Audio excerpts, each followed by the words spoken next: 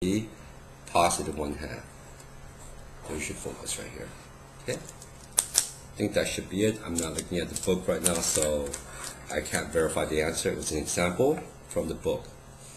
Hopefully everything's right. The concept is the most important thing. I don't really care about the numbers per se, but making sure you guys get the concept down.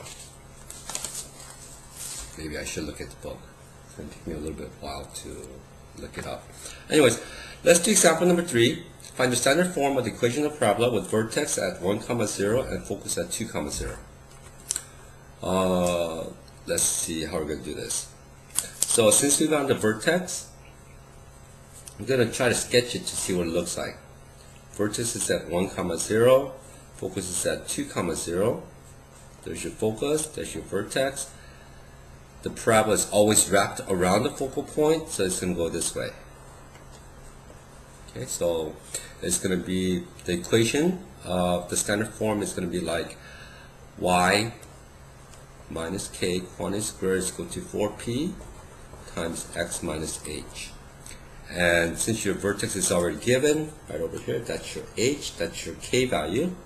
So we plug it in.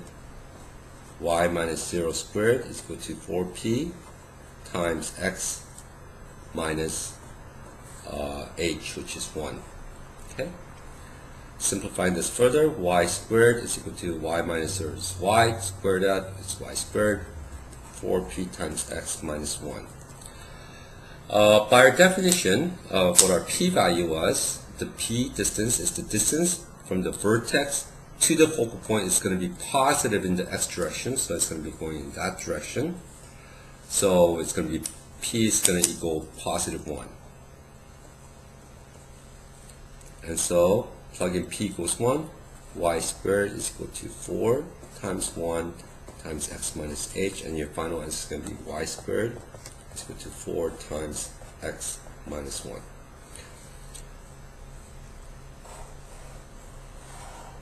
And there you have it. Sometimes say if you want to solve for x, you have to move the divided by 4 because it's multiplied here by 4, and then add 1 on. You can solve for x that way too as well.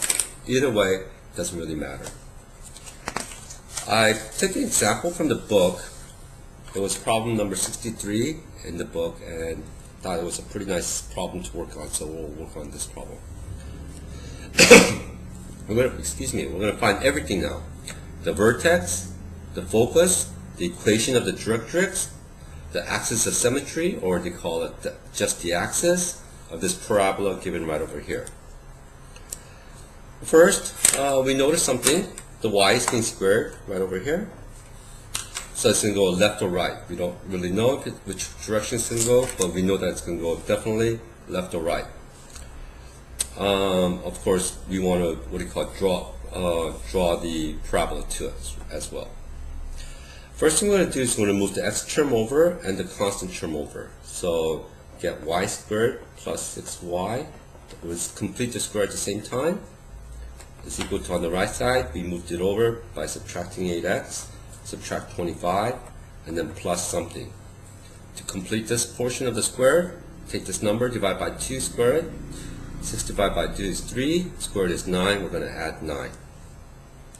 And completing the squared, we're going to factor that, y plus 3, quantity squared, equals negative 8x, and then negative 25 plus 9 is minus 16. We have to completely factor out the leading coefficient right over here, the minus 8.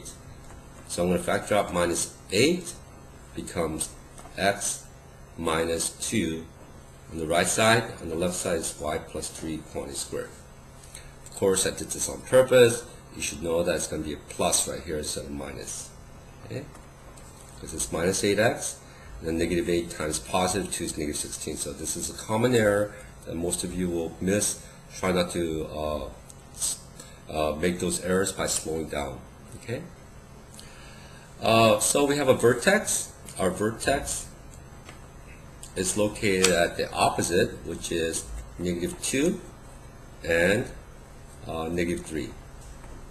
There's your vertex. I'm going to set this negative 8 is equal to 4p. My p value is going to be negative 2. divided by 4 to both sides, we get p equals -2. Notice that it's negative right here, so it's going to go to the left. So it's going to look something like this. Okay, guys? Instead of, if this is positive, it's going to go to the right. This p-value will automatically tell you, by definition, it's going to go to the left. We're going to look at it just a little bit later on. So we have this information right over here. Y plus 3 quantity squared is equal to -8 times x plus 2. Vertex is at -2 comma 3. -3, excuse me. And it's going to go to the left. Something like this. We found the vertex. There it is. Find the focal point. The focal point is the distance from the vertex to, the p-value is defined as a distance from the vertex to the focal point. Since it's negative, it's going -2 in the x direction. So from the vertex, I'm going to go -2 right over here like this. I'm going to subtract 2 in the x direction. So your focal point is going to equal -4 comma -3. So when you're actually trying to find the vertex, focus point, directrix, and so forth, it's going to help if you actually draw it out to try to get an estimate of what it's going to look like. The next thing we're going to look at is you found the vertex, equation of the directrix. The directrix is going to be behind it, the opposite. So here's the directrix. It's -p this time, minus p, and that's your directrix right there. The equation of this line is going to be, since this line is going to be x equals -2, we're going to move it to the right, it's going to be x equals 0. So your directrix is going to be x equals 0. And the last part we're going to do is find the axis of symmetry. How is it symmetrical? It's mirrored left and right, AOS, by this pink line right over here. So that's your axis of symmetry. It's going to be in the form AOS. Y is equal to the y coordinate of your vertex right over here, -3.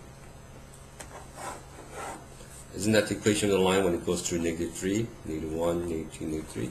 And so there it is. Any other things I want to focus on? No, that was it. Good luck with your homework. I'm going to be working on ellipses next, and then hyperbolas. Take care. Bye.